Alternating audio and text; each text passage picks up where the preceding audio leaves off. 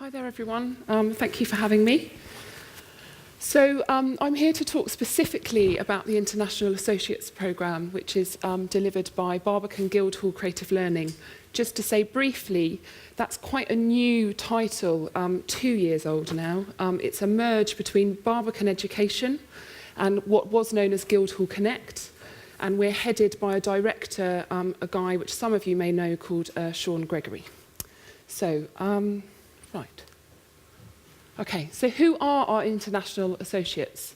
They are the New York Philharmonic, the Royal Concertgebouw, the Jazz at Lincoln Center, Los Angeles Philharmonic, and the Gewandhaus Orchestra at Leipzig, who I think are here. So I wanted to describe what they actually are doing. What we're doing is we're building biannual residencies with each of the 5 international associates. Each residency takes place across a maximum of 2 weeks and comprises of a series of events that explores artistic concepts, educational models, new music, and leading artists. And you may recognise that guy there. And then the objective of the work is to create new ways of working with our international organisations. And the main aim is actually for them to really contribute to the arts and learning environment of our campus, but also to work in partnership with them rather than them just coming and going, which is so often what happens with our international artists, is to actually create more time with them, more space, and develop a relationship between UK, European and American artists so they can share and exchange things. So, I have the pleasure of working in a team of 17 people. One half is projects-based, and we do cover all the art forms. I lead on music. I have colleagues who lead on theatre, dance, visual art, and film.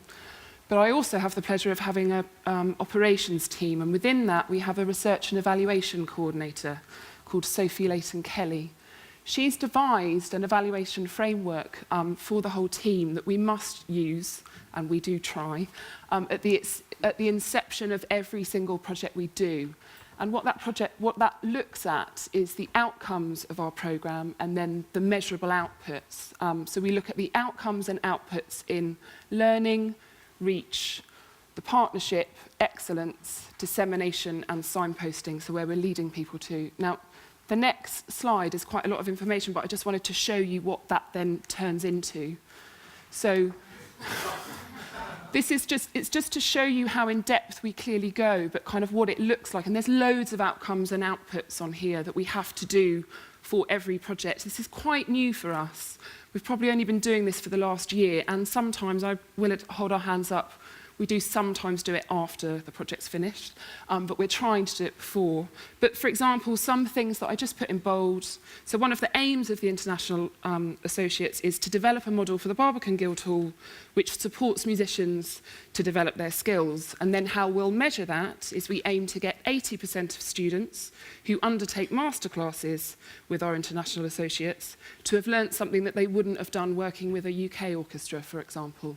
And then another example I'll highlight is for our reach, one of the outcomes we want to get is to inspire participants from professionals to amateurs, young to old, to develop a new relationship with music and the arts. And one of the ways we want to measure that is to ensure we reach 500 people across East London, which is the main area we work, and for 30% of those to have not come to the Barbican or Guildhall before. So I'll move off that, sorry. So what's happened so far? We had our first residency back in July 2010, and that's what we did. My first comment is we did too much. That was what we all said. It was only a week, and so we did concerts, we held swing dances, we did masterclasses, we had professional development, we held jazz education meetings with education providers in jazz, and an amazing talk with Winton, who obviously heads up the Jazz at Lincoln Center Orchestra. But since then, and this is the most important bits for us, we've actually developed things further. So later on that year, we held schools concerts specifically in jazz. One of the bands that we set up as part of the Jazz at Lincoln Center Orchestra residency was the East London Creative Jazz Orchestra. They now continue to meet, and they make a regular appearance in the London Jazz Festival in partnership with Sirius.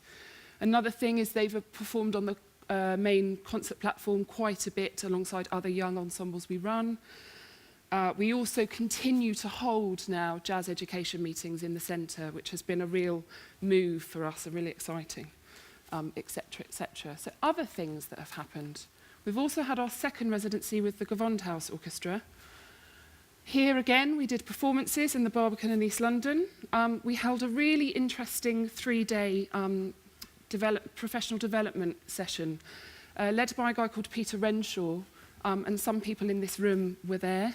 We had the Körber Masterclass students join us, along with musicians from the Leipzig Gewandhaus and UK musicians. Another one is here, and I can't see her.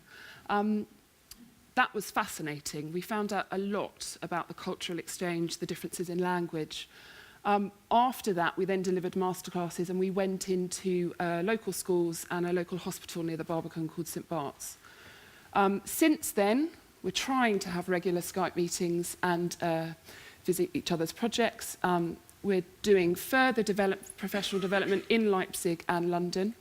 And also, most importantly, the Barbican Guildhall continues to work with the schools and hospitals that we made the relationship with. We haven't just gone in and gone out. We continue to see them. And then we've also been able to develop a tiny relationship with the LA Phil so far. We had the joy of working with Gustavo Dudamel for a day. And that was a real opportunity for not only Barbican and Guildhall, but the LSO we also worked with. They run a programme called LSO on Track, and we brought a lot of their young people into the programme, as well as students, both junior and senior from the Guildhall. And we used it's an LSO model. What they do is they write pieces, orchestral pieces, for anyone of any age can join and any experience. So you might be only be able to play an open string, but you put a professional musician alongside them, and there's lots of different scores for lots of different levels. So that's how they commissioned a piece, and then we put everyone in the orchestra, and Dudamel conducted them, and it was incredible. He's a very unique guy, once in a lifetime kind of thing. And then we ran masterclasses in the Guildhall. So some figures I've just laid out. Again, this is because of the evaluation framework we have, and because we are fortunate to have a research and evaluation coordinator with lots of interns.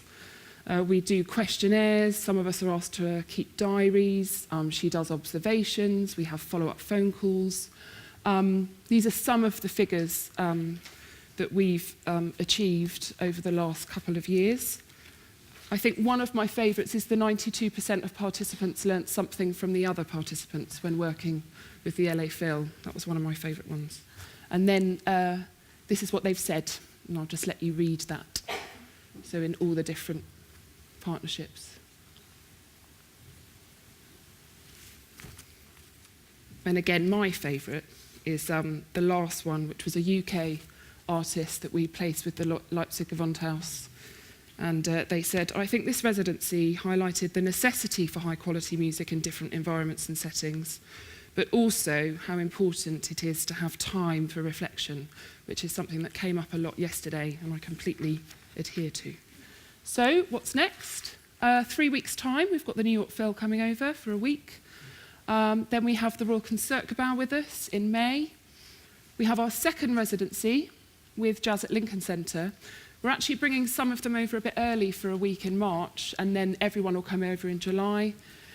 And then we have our LA Phil residency in March, and I did want to use this opportunity to say that we're going to be holding our own conference, which we'll invite all of you to on the 13th and 14th of March in 2013.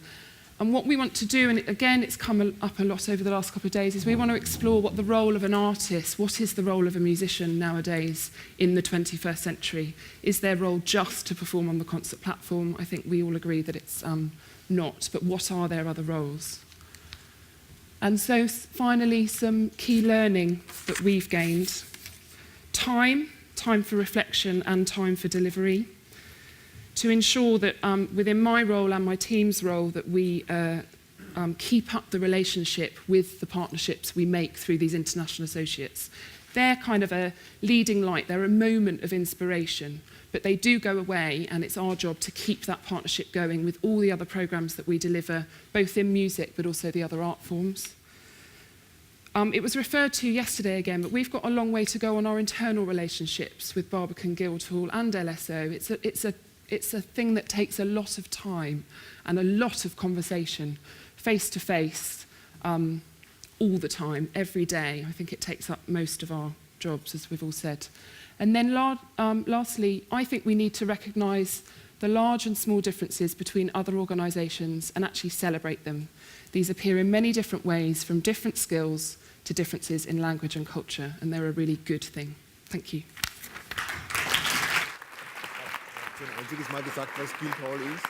Ich glaube es nicht. Yeah, okay. Can you, Anna, stay here for a second. Just stay here.